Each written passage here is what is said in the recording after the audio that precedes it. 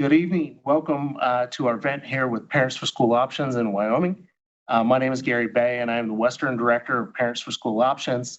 We're a nonprofit, volunteer-led coalition supporting parent choice across the country and certainly here in Wyoming. Just want to thank everyone. I want to thank Holland and Hart for hosting us here in the room and providing the facilities and the technology to be able to have this conversation tonight. I want to thank all the parents online and in the room. Taking the time to be here and taking the time to have this important conversation.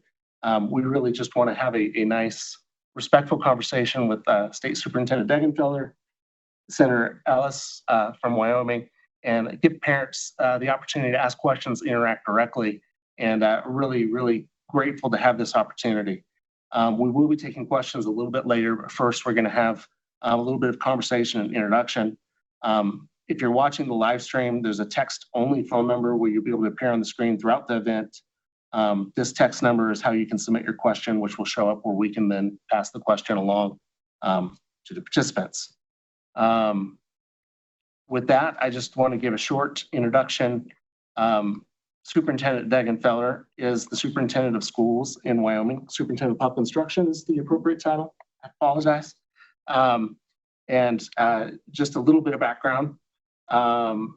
Superintendent Degenfelder is among the youngest elected officials in Wyoming history. She's also a cancer survivor, a competitive trap shooter, and was captain of her college rugby team.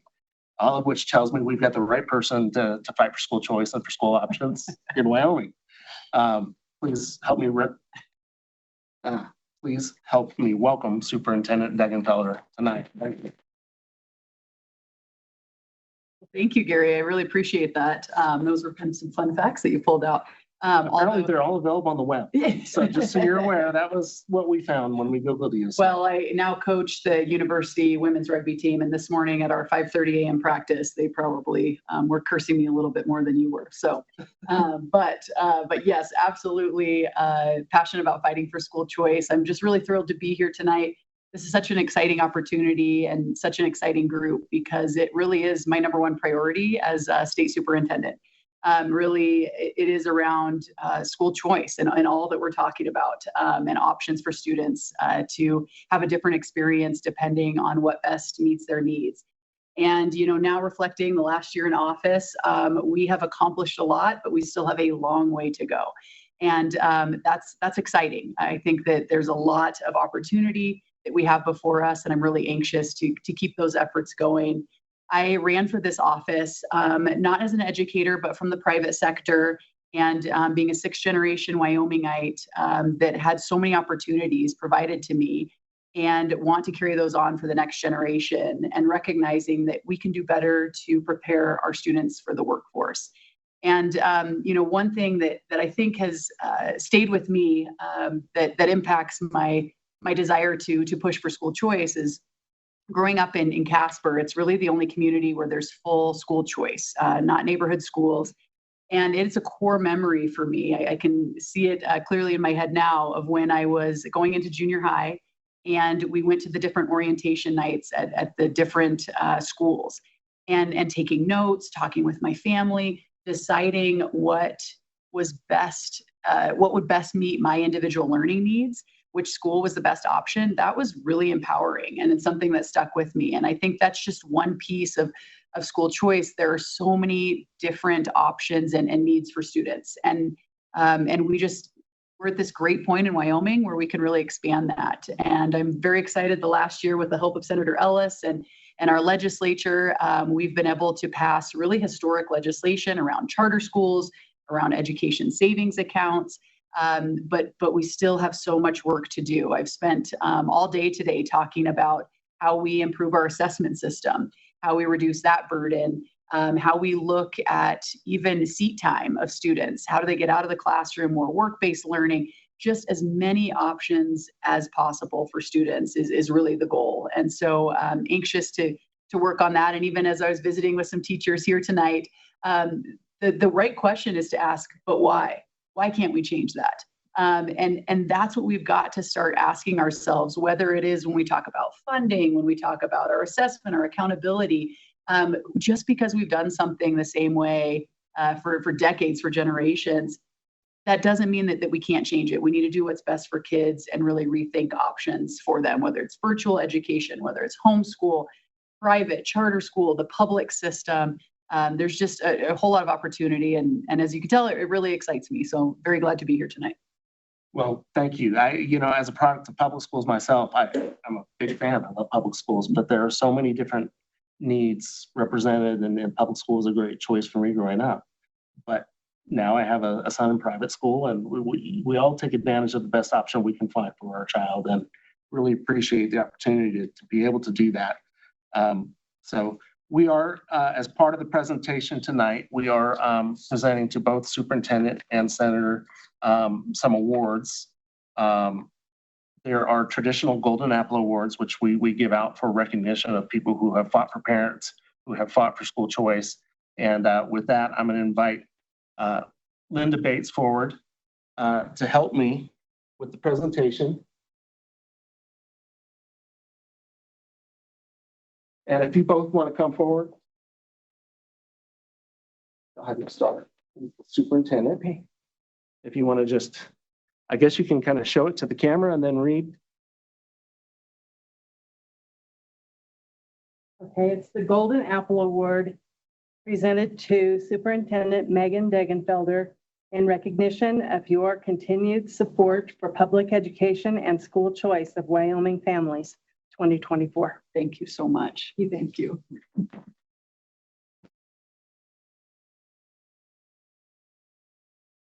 And this one is going to Affie Ellis. The Golden Senator Apple. Affie Ellis. Yes, Senator Affie Ellis, sorry. You're all right. Golden Apple Award, Lifetime Champion Award. And in recognition of your commitment to education options for Wyoming families in 2024. Thank you very much. Here we go. Here's Cindy. All righty. Thank you so much, Linda. I appreciate this. Thank you.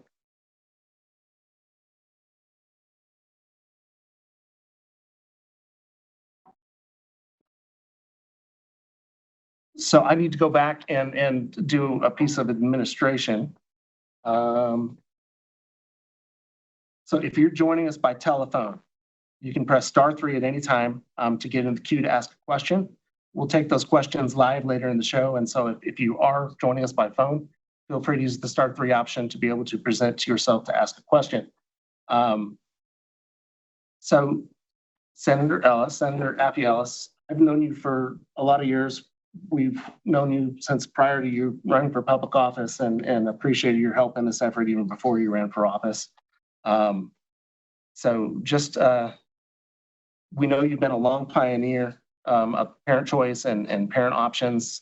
You've been friendly to our coalition over the years, and you've previously been recognized as one of Wyoming's outstanding citizens by Casper Star Tribune, as a woman of distinction by the University of Wyoming. We're very happy to be presenting you this award. We're not so happy that you're retiring from your current position. I don't know if that's public, and I'm sorry if I'm announcing. Okay, I read it somewhere, so I assume it's out there. So it's a little bit bittersweet, but we're very, very happy to have you here tonight and present you with this award, and would like to just give you an opportunity to speak about your experience over the years and the current state of things in Wyoming and what you want to see happen prospectively. Thank you for this award. I can't tell you how much it means to me. When, as Gary mentioned, in a prior life, I had a consulting company, and one of my clients was representing K-12. And so I was an advocate for online education. And in doing that work, I saw the tremendous value and benefit it provided to families and students across Wyoming, particularly in Wyoming. And it wasn't just in response to, concerns about bullying or some of the negative things that you see. There was also a huge component of it that was exciting and allowing students to take courses that they normally couldn't take in a traditional brick and mortar environment. And, I always think of the language offerings. That's something I've always wanted for myself. I wish I could speak 2 languages fluently, and I can't. Certainly something I wanted for my children. And when we talk about business and economic development in Wyoming and in our communities in Cheyenne, it's funny how we get people that come in and say, I would like my student to have some exposure to foreign languages. There a charter school that allows for that. And I have to, sadly say, no, we don't have foreign language charters. Those options are just not available to you. So it's been a huge barrier in, I think, recruiting families to want to be part of, the story of Wyoming education. And it's a bit ironic because we're small, we're nimble, we consider ourselves to be innovative. We're a very conservative state that you would think would embrace some of these, policies that have been rejected. But it's been a challenge. And so I've always been thankful for the work that I've been able to do for online education. And when I got in the Senate, I have 3 small kids of my own. They all attend public schools in Wyoming. I always told folks I had a front row seat to everything that was going on. And so over the years, worked a lot on absenteeism laws because they really are, they encourage families to lie to school districts and say, my kid's sick. That's the only thing that forever was recognized as being an excused absence. And when you do that, you're showing children it's okay to lie. And then you're not giving them the advantage of saying, hey, can we plan ahead? Can you work with my schedules? And so, that was many years in the making effort to get our absenteeism laws that we're working together sorted out. But along the way, there is a lot of resistance to anything. I think Superintendent Degenfelder touched on this, just changing the way things are done. And so I've heard a former legislator say, Wyoming delivers a top-notch education if you lived in the 1950s. And so I think in recent years, we've had a lot of leadership, including Megan's predecessor, to really rethink how we can do it better. And I know that we can. So to her point, the question always is, why do we do it this way? Can we do it better? And it isn't just change for change's sake. It's change for kids. We live in a different world where my kids will have jobs that we don't even know about yet. They require skills that we don't have. My generation jokes about having to set the VCR timer for our parents. I'm already in that phase of my life where I'm asking my kids to do all kinds of things technologically because I don't know what I'm doing. And that's frightening. I'm a learner and I want to learn, but that's just the way the world is. So we are not doing our service to kids if we're not recognizing that things have to change and should change. Years ago when Superintendent Degenfelder was working at the Wyoming Department of Education, we led an effort to try and modernize our basket of goods and provide things like computer science, not just as an elective for some students, but require that information and way of thinking for all K through 12 students. And we did that because we recognize not only the value of learning that, but it's going to be a modern skill that all kids need. And so, if you look at studies, it's those jobs are important for economies like Cheyenne, and they can really help empower particularly girls and minorities who generally don't seek computer science education or those kind of related fields. So they touch on all these really important issues. And I think this is a really exciting time in education because when I first got elected in 2017 was my first session, I sought out, participation on the Senate Education Committee and learned a whole bunch. And I think because we all have gone to public schools at some point in our life, we all think we're experts. But I dove in and wanted to really understand what was happening in our schools. And I remember when I was there, we were really reactive and very dismissive, in my opinion, about parents' concerns. And an example of that would be on the campaign trail in 2020, I talked to a mother who said, I think my child has dyslexia. And when I talked to the school district, they just tell me, no, she doesn't. Well, she wasn't using the right terminology. She was using the word dyslexia, which is a medical condition. Her daughter had a reading disability, but not full dyslexia. So instead of recognizing that she was using this word maybe inappropriately, but trying to advocate for her daughter, she wasn't getting the support she needed for her child. And so I've watched the transformation of our districts kind of say, go away, to, oh boy, we better start paying attention because parents are tired of that kind of treatment. And so, the Senate that I see now, the legislature I see now, I think is starting to listen and pay attention a lot more. And I think it's past their time to do that. But anyway, I know Megan's a tremendous advocate and listens to parents when it comes to that. And sometimes there is tension, but those are important discussions to have. It's okay that we have tension and disagreements in education. I think that will make us stronger, but this is a huge period of growth for Wyoming, and I'm excited about the direction we're headed. Nobody's more of an expert in their child's life than their parents.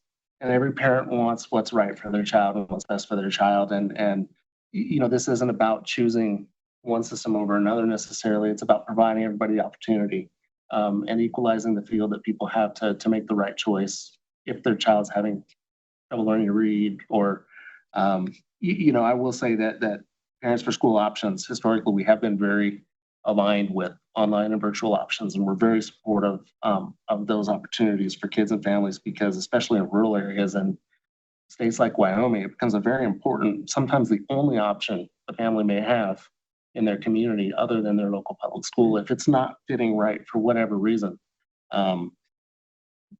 Above and beyond that, we are supportive of all options. We're supportive of all options for parents so that parents have the breadth of things that they can do. There have been some advancements in charters and ESAs that you both spoke to a little bit.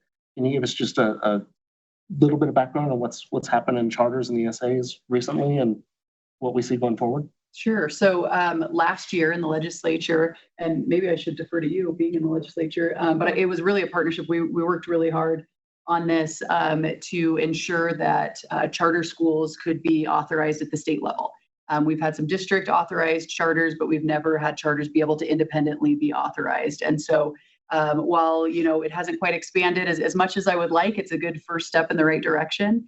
And so we're hoping to see at least 3 new charter schools, really coming to operation. 2 already are this year, and then a 3rd on the way. And then in terms of education savings accounts, the legislature passed a bill that created a voucher system. It right now is kind of limited by income levels. And I think, again, we want to look to grow that, but at least it's a step in the right direction of again, like you said, parent choices. I mean, that's what I think we need to get back in touch with. And especially after the pandemic, that at the end of the day, the parent is the number one decision maker, and it's not one system against the other. We fought hard for ESAs and charter schools because it's all about having those options. And that, to your point, I think is really important, that your zip code should not determine your future and what choices you have, even in rural Wyoming. And so I'm really excited to see where this goes. I think we still have a lot of work to do on it, but a lot of exciting momentum after, especially this legislative session. So. No, and the only thing I'd add to that is, I think as we talk about change and how difficult that can be at times, I think there's often a sentiment that we're not recognizing the value that our current teachers in Wyoming provide. And so I want to be very clear that, all 3 of my kids are attending public schools, and my kids are all made for public schools. They want to play the sports. They want to be involved. They like the large social groups. And by and large, I have loved all of my kids' teachers. But there are certainly teachers that have maybe lost their fire and passion for teaching. And I think the question should always be, how can we make sure that in this profession, we're keeping it fresh and exciting and really encouraging additional, the growth mindset that they teach. How do I get better at teaching a class? When I first got in the legislature, as I mentioned, we added computer science, but we also revised our social studies standards to do a better job of teaching American Indian education. And I've seen the gamut of teachers out there, those who are very enthusiastic, want to do better, are taking their kids on exchange trips to the Wind River and developing friendships and cultural exchanges that are really meaningful. To some teachers who say, I don't want to teach this. I don't know why you're making me do this. I don't want to do it. And so, that's always a challenge in education, is when you want to point out things that need work and need improvement. It's not an indictment on all teachers in the entire system. There are a lot of wonderful things happening in our public schools right now. But we're missing an opportunity if we don't have an honest look and have an honest conversation about how we can and must do better for those teachers that maybe aren't living up to the standard that they should be. One last thing that I'll throw in, and then we'll open up to questions because I don't want to monopolize the evening either. But so during COVID, particularly online education got a very, very bad rap, just in terms of the way a lot of things was done without expertise or without, basically trying to put the classroom as it would normally be on a Zoom chat room and interact that way. The world of virtual education, as I have known it for 20 plus years, there are options that are very, very rigorous, very well defined, and are built for a modality of interacting with parents and families, not just the students. And it's not just a student sitting down at their computer all day. So in terms of the choices that you've seen offered and what was kind of presented, do you see that being problematic going forward in terms of what the connotation was during COVID? Or I don't know, what's your sense of where we are with that currently in Wyoming? I think we have to continue to have these conversations. I think that's why your work is so important. That's why, evenings like this, telling the story of choice options, virtual education, what it is, what it isn't, because, as Senator Ellis said, I mean, this is difficult. We talk about these bills we pass through, like it was simple, but there's a lot of resistance there. And I think a lot of doubt in choice in general, that it's either or. You must be against the public school system if you're for this. And so that's why it's so important, more important than ever, to really champion this and to talk about it. and to highlight that. And so I talk about our virtual education systems all the time because it's incredible. I mean, these kids are incredible. And so I think that we just have to continue beating that drum and highlighting it and talking about options for kids. Is it for every kid? No. But the traditional system isn't either. And that's okay. We're doing what's best for kids and what's best for families. I think COVID did do some harm because instead, what we saw in Wyoming was instead of relying on the expertise of online curriculum providers and virtual schools, districts started their own, and they were learning and they didn't know what they were doing. And so some of those failures, I think, now are attributed to you, the services you provide. What got lost in that were some of the opportunities that I was hoping parents would see. During that time, my mother-in-law happened to be very sick. She was in hospice. And again, back to absenteeism. We pulled our kids out of school because we had family coming in to spend the final precious days with their grandmother. And to my horror, our district counted my daughter's absences all as unexcused. Even though I called every morning and explained that where we were and what we were doing, she technically wasn't dead. So the district didn't recognize those as excused absences.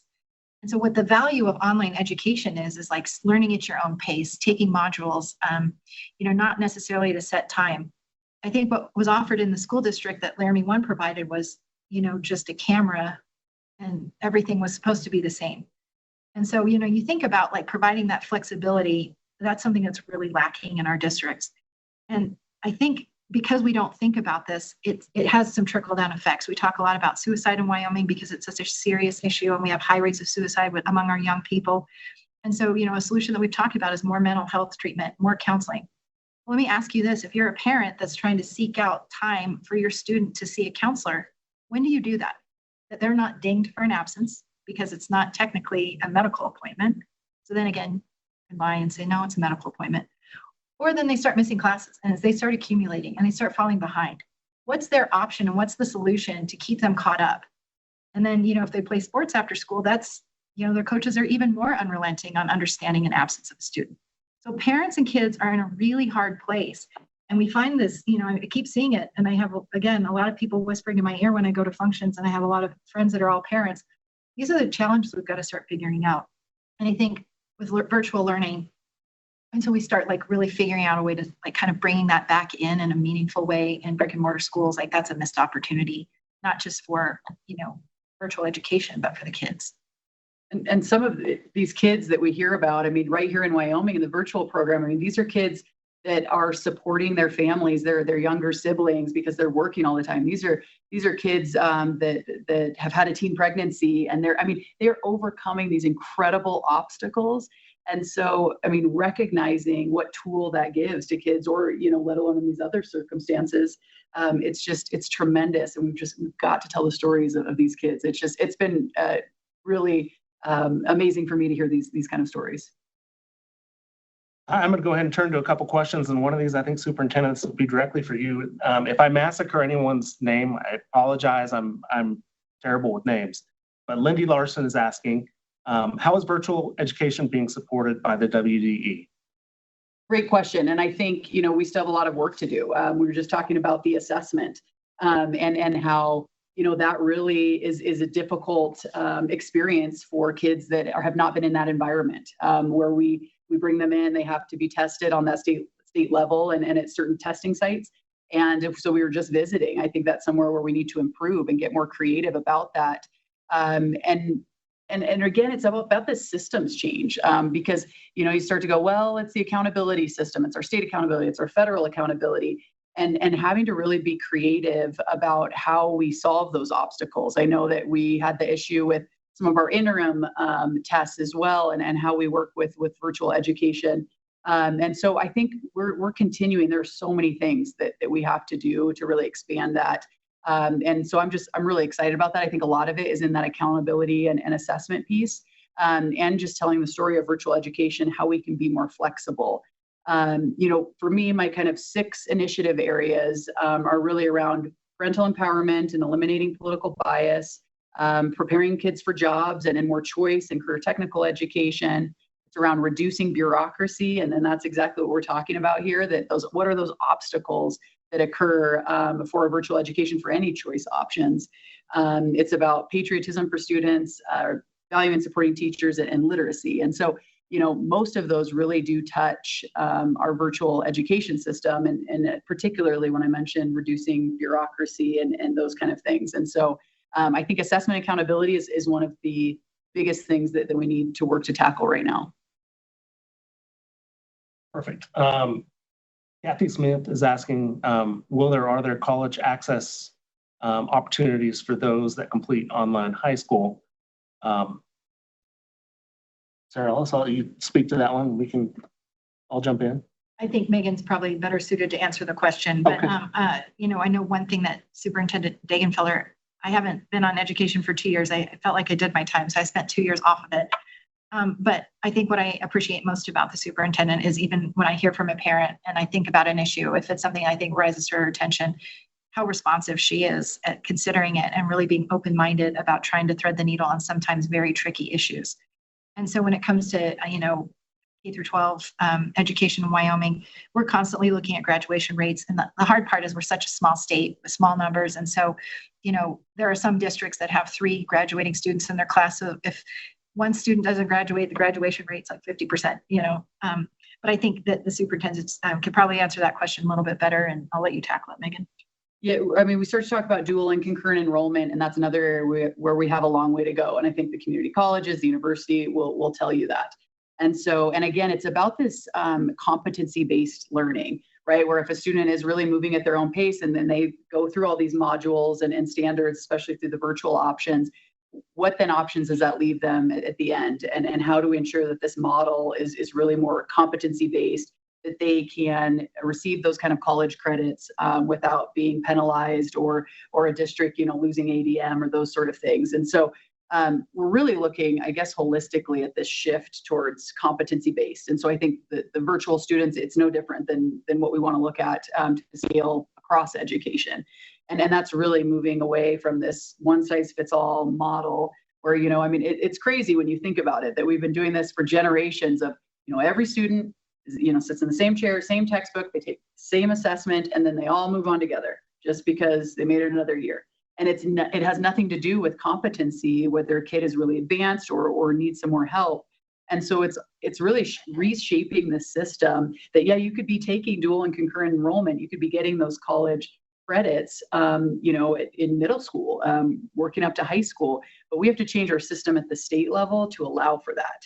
And I think right now there's not a lot of wiggle room in that. And so that's one thing that, again, today spent a lot of time talking through, how we make those shifts. And a lot of it comes down, keep saying it, but assessment and accountability. And that's where we need to really rethink, what are we trying to measure here as our state and our nation? To me, I've always thought, I'm an economist. We should be measuring on the successful adults that have good jobs and are good citizens. That's what we're trying to do here. And I think refocusing on that. But a huge part of this is, why wouldn't we, if a kid is, back to the, overarching question, if they are able to prove those competencies, they should be graduating high school with as many college credits as possible. I'd love a certificate in there. Why would we set them up for failure with, cost of college? That's valuable time that they have. So anyway, that was a long-winded answer to that question, but it's an important one. And I think we have a lot of work to do, and higher education will tell you that as well. To piggyback off that, though, we look at assessment scores on reading and math, and, there are, if you look at a statewide, we perform, compared to other states really well. So we can say things like, oh, we're fourth grade literacy in the nation. Way to go. But if you start taking that apart and really looking at where the needs are, if we don't do that, then communities get left behind. I work a lot on the Wind River Reservation, and their test scores are really disappointing and alarming. And so I always get concerned when we pat ourselves on the back that things are too good, because it doesn't always tell the whole story. And then these are just snapshots and moments in time. Okay, so we look at 4th grade scores for the NAEP, sure. We look at the 8th grade scores, but then we look at, are they graduating? When they go to the university, do they need remedial coursework? Do we have an educated citizenry? These aren't just test scores for the sake of testing children. We know that they're valuable little human beings, and that these test scores don't measure their value as human beings. But that's what we're trying to get to, is are we providing the citizenry that we want, and giving people the tools they can to get jobs that they want and innovate and do all the wonderful things that we can do in this country. And so I just appreciate the superintendent highlighting that, I think sometimes it's too easy to look at fourth grade math reading scores and these scores and these scores. It's like, no, there's a reason for it.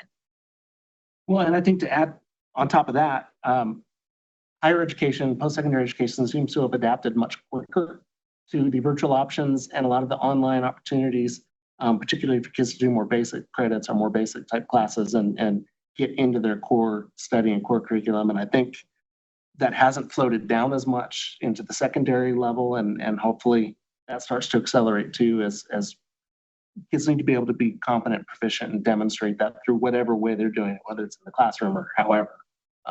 But it's interesting because post-secondary has actually adopted a lot more of these technologies in the way they offer and provide instruction, and we're getting there, hopefully. Let's go ahead and look to the audience. We have the director of Wyoming Virtual Academy here with us, Joe Haywood. Joe, would you like to speak to anything that you see going on currently? Yeah. First off, just thank you for all your support for the school choice options and our virtual academy. It's really appreciative of it. We have 600 students all over the state who engage in our virtual academy, and they love it. With our 1,200 or so parents every year, the most common question I get is, hey, we like this. How do we let people know? How do we promote this? And I guess for all the parents out there that want school choice and options, I mean, joining this organization would be an easy answer. But from your seats leading our state, how do parents that want charter schools and online programs and all these options, how can they tell their stories and make their voices heard and support?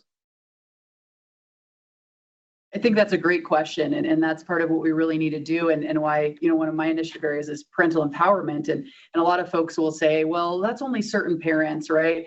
Why do they all need to know? That there's a lot of parents that they wouldn't make any different choice. But I always say, you give someone a menu of options of what to eat versus one meal, they're going to read the options. And so I think we need to give parents a little bit more credit that they, again, it's their kid that we're talking about. They, of course, want what's best for their kid. And so we need to be able to educate more on that. And we're looking at different ways at the state level. I'll give you kind of one example. And again, it's just shifting how we've done things and rethinking how we engage with parents and these different options. Every year there's been this back to school like toolkit, and it's for teachers. And so it came around this year and my staff said, okay, well, let's start looking into this. And I said, well, but teachers already know how the system works. Why aren't we doing this for parents? And so we're working on for this next upcoming school year, more of a toolkit for parents of what are your options. I think a lot of parents, right, usually maybe mom and dad are both working jobs. Maybe it's a one parent household. They're doing everything to keep, things afloat, get their kid to school on time. So how can we make it as easy as possible for them to make a choice? And so a lot of that is what we have to do at the state level. We have to educate. We have to be transparent. And that's why I've really been pushing transparency in my first year in office. We need to see how our schools are doing. The public schools, all of as much information as possible for parents to decide. That was one other, anecdote was we were coming out with our school performance ratings and our assessment data. And I went to click in there and try to discover how to navigate this. This is my, first time doing this in office. And I just clicked out of it because it was too confusing. And so I said, if I'm not even having the patience to do it, imagine a parent at home trying to figure out, how's my kid's neighborhood school doing? And is another option going to be better for me and my family? And so there is just a tremendous amount we can do to create more transparency, information for parents. And I think we're only just getting started with that. But I think that story has to be told. When I came to the virtual graduation last year, so incredible seeing those families, those kids. The stories are just amazing. And we've got to do a better job highlighting that and all the good things and options that there are. So again, long-winded, sorry, there's just a lot we have to do, and I'm really excited about it. It's just one step at a time. But. I think it's the hard part if parents don't know what they don't know. As I mentioned, I had this colleague come in and say, what are my foreign language charter school options for my elementary student? And I said, none.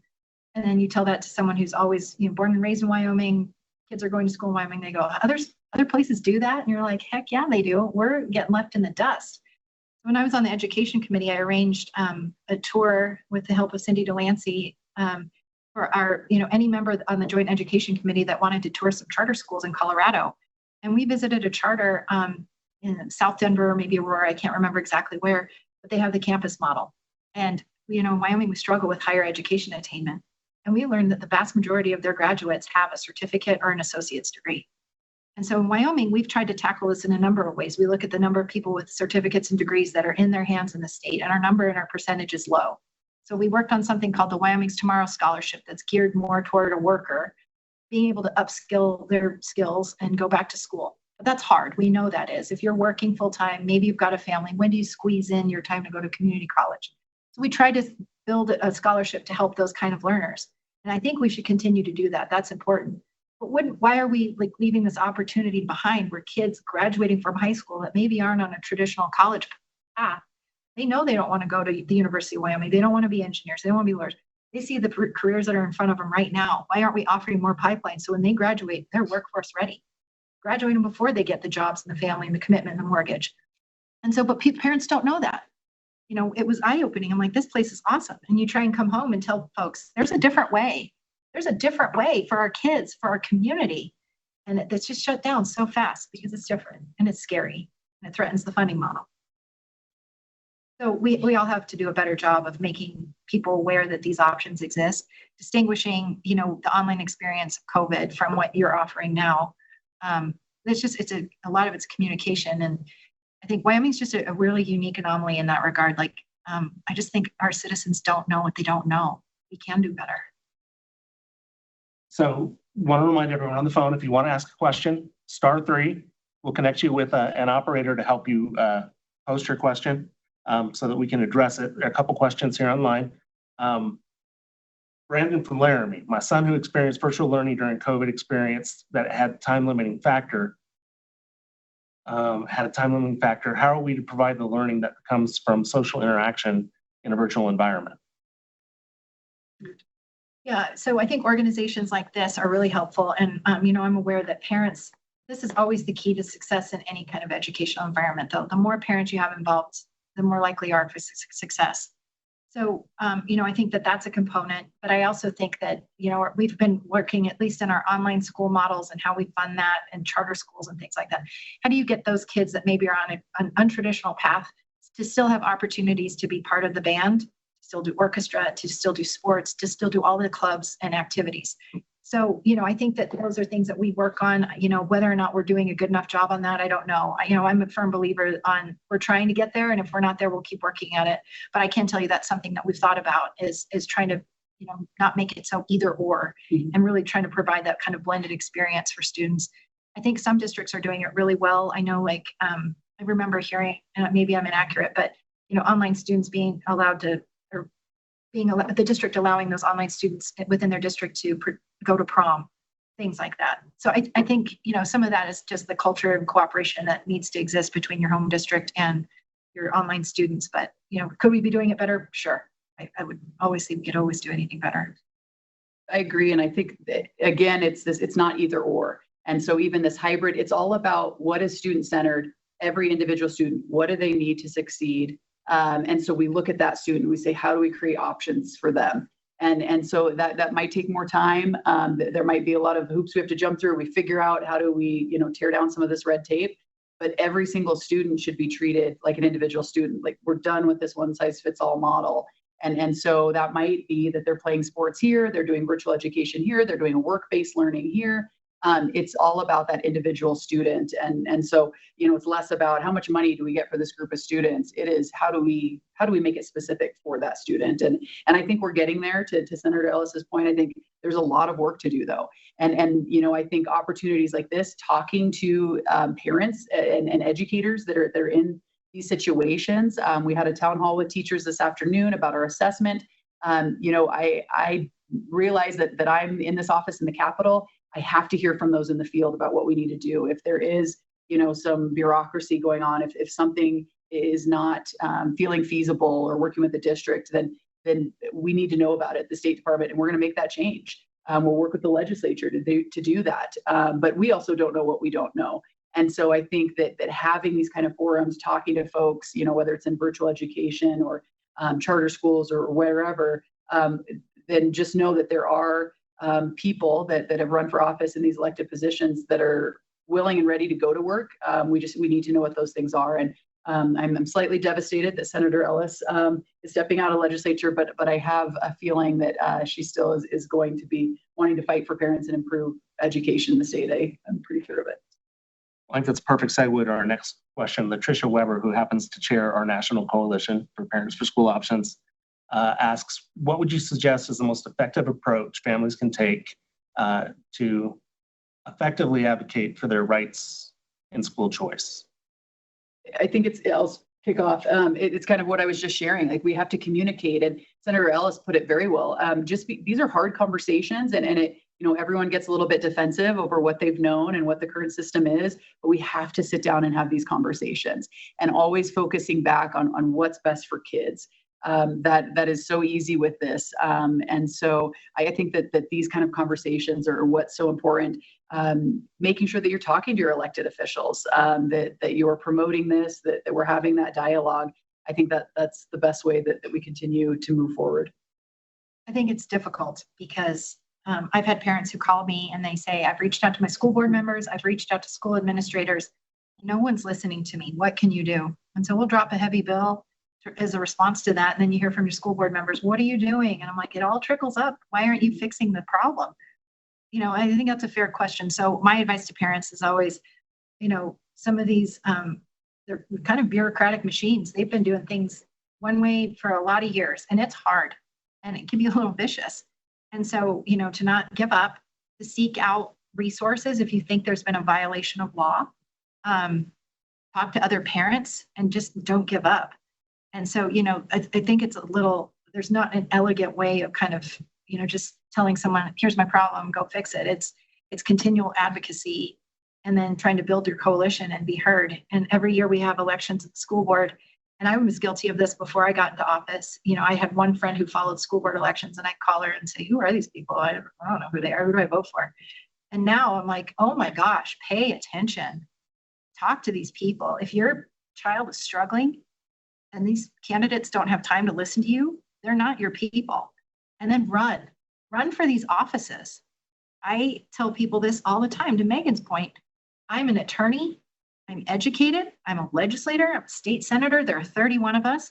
How many times do I, get patted on the head and told I'm wrong when I'm just asking questions about budgets, processes, what's going on with students? When I hear about things from parents, concerning things from parents and students, I'm like, who's listening? If I'm getting patted on the head, then certainly they are too. And so I think it's demanding more. And I think we have a culture in some of our school districts where administrators are very powerful and the boards are kind of there to rubber stamp some decisions. And so if that's the kind of community you're living in, you've got to take that back. You got to take it back. And that's hard. Running for office is hard. Wanting to be on the school board is hard. Serving on the school board is hard. That's a pretty thankless job, as I sit here criticizing our school boards. But that's what the country we live in, right? This is gloves off. We're all going to fight and do what we think's right for kids. And it's okay if we disagree. And, sometimes in conversations I've had with school board members who I consider friends, I'm like, you're doing your job. I'm doing my job, right? Let's maybe put some of that rhetoric down and let's try and figure out something to move forward on. Yeah, it's hard and it's not for the faint of heart. Well, I'm going to use the opportunity to put in a plug. Anyone out there who's joining us tonight, www.parentsforschooloptions.org. If you have questions, come to us. If we don't have the answer, we'll go find it. And we will connect you with the folks that you need to speak to about your kids' needs. And we're happy. That's why we're here, is to help parents have those opportunities. And being informed, I think, is particularly important part of that. If you don't know what your options are, it's hard to take advantage of an option you may need. To your last point, it doesn't have to be a zero-sum game. Like I said, I'm a product of public schools. I'm a proud product of public schools. My dad was my high school teacher. It worked out really well for me, and I was in a small community where that was a great option. But as I explained in my life as a parent, something different was needed for my son, and we luckily are in a position where we're able to take advantage and do that. And so I think that's, we're not here to be critical of other people necessarily. It's just not everyone benefits from the exact same way of doing the same thing that we've done for years, to your point earlier. And sometimes we need to do something different to reach kids, to reach families that have different needs. And I think that's the important part of this whole conversation, that it really gets easy to be adversarial, when in reality, we're just wanting to do what's best for our kids primarily, and hopefully for everyone else's kids, by giving them the opportunity to make the best decision and have the opportunity to make that decision. *3, if you're on the phone and you want to ask a question. Is there anyone from the audience that we haven't asked a question of, or that would like to put forward a question? We have just not a lot of time left, but we have 7 or 8 minutes, and the questions on the screen have kind of slowed down. Anyone here in the room?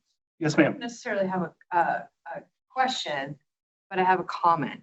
Please.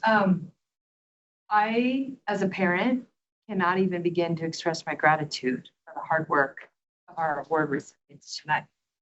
They have really put the focus back in their work on the children instead of the adults. With that, we received a question from Samuel Erickson. Wyoming Virtual Academy has fantastic opportunities for career pathways. I'm curious what the state of Wyoming is doing to promote more programs like this for high school students.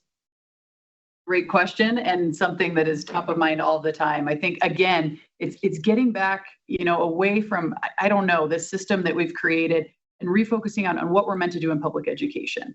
And it's really simple: preparing kids for jobs, right? And so those career pathways, I mean, why wouldn't we? That should be our number one priority, that and to be good American citizens. And so our whole education system should be about, pathways and options and exposure. And so we're really working in every avenue of education to figure out how we can provide those pathways and options for students. A lot of that is around career and technical education, which I'm really passionate about. And so we're building that out, making that easier for CTE dollars to get to our districts. And also looking, again, at kind of different tracks that the kids can have through their experience. And that doesn't mean that they're tied into that for the rest of their lives.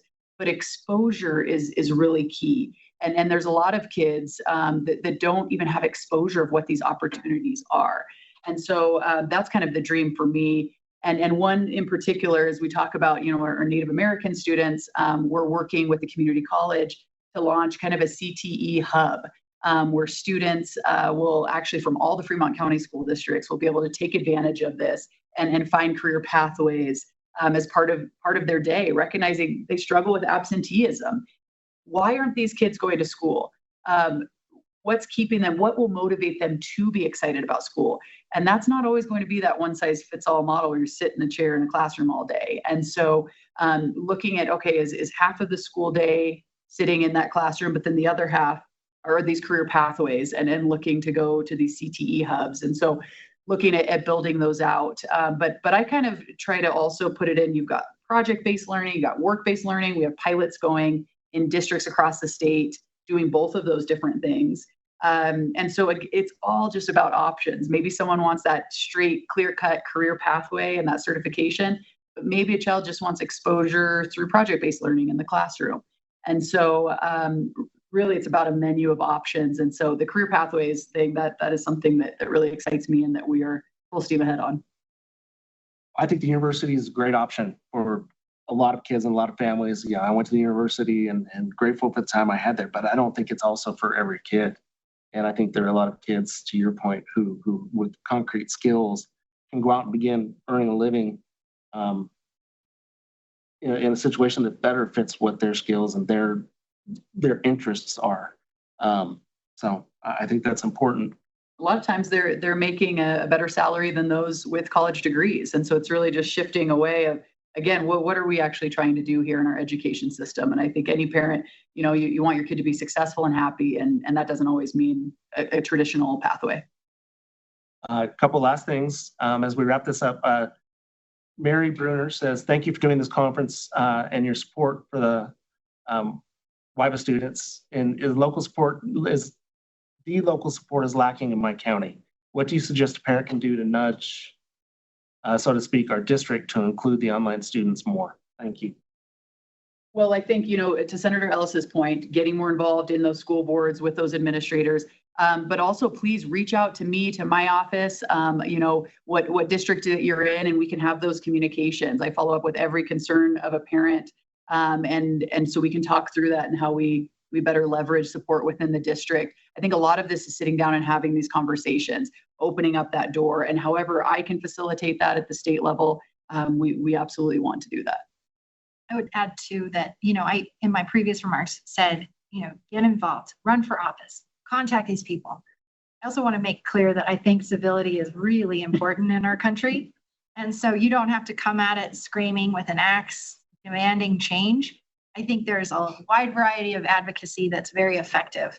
I think one thing I love about Wyoming, and I think that this would be true, is you ask for a coffee, ask for the phone call, and sit down and talk about it.